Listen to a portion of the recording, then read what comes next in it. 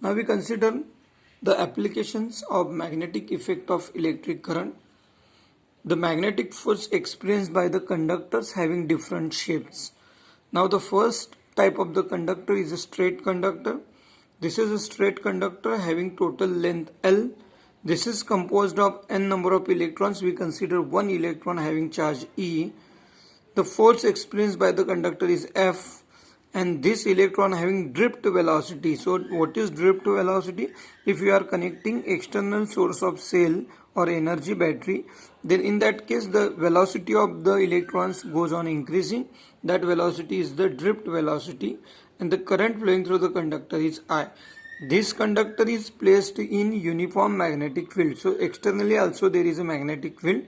One magnetic field is produced by the conductor due to flow of current, and second is external magnetic field. Therefore, due to these two magnetic fields, conductor experience a force. Now the magnitude of the charge we can given by the current is rate of flow of charge upon time. So charge is IT. And what is the velocity? Velocity means distance upon time. The total length is nothing but the distance traveled by the electrons, and total time is t. So time becomes distance upon velocity. Put the value of time here, distance upon velocity, equation 1. Now the magnetic force experienced by the charged conductor is given by, magnetic force is given by Fm is equal to V cross product of V, B. Now V is nothing but drift velocity, so Vd cross product of B. Put the value of I. Take a magnitude of this V cross product of B, so it becomes VdB sin theta. Because there is a cross product, so we consider the magnitude as a sin theta. So Vd will be cancelled.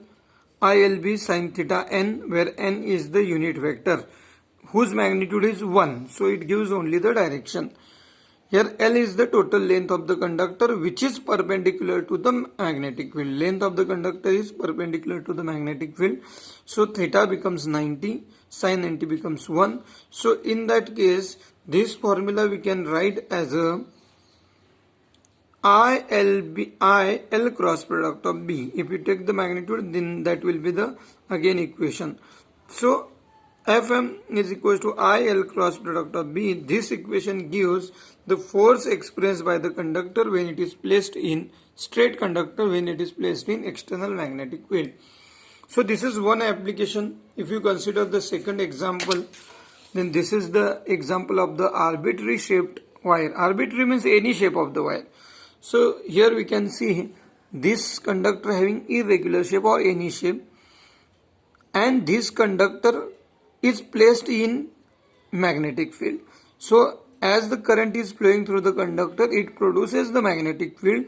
Also it is placed in magnetic field. So this conductor experiences a force on the conductor. So what is the magnitude? We consider a small section of this conductor, that is a dl. For small dl, what is the force acting? Small d Fm. Small d Fm is a force acting on small length dl. So magnitude of that force is given by dFm is equal to I, length is dl cross product of B.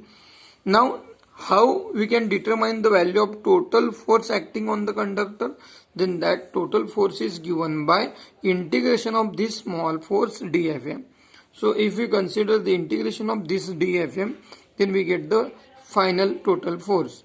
So in that case, everything is constant, only we can take the integration of dl. If you know the length of the small length dl, then we can determine the total force acting on the arbitrary shape wire. So this is the second application. Now what is the third application? We can determine the value of magnetic force acting on a closed circuit or any closed circuit. Suppose the current is flowing from one end and it is also coming to the initial point, starting from the first point and end at the initial point. So if the shape of the conductor is like a closed circuit, then in that case how we can apply?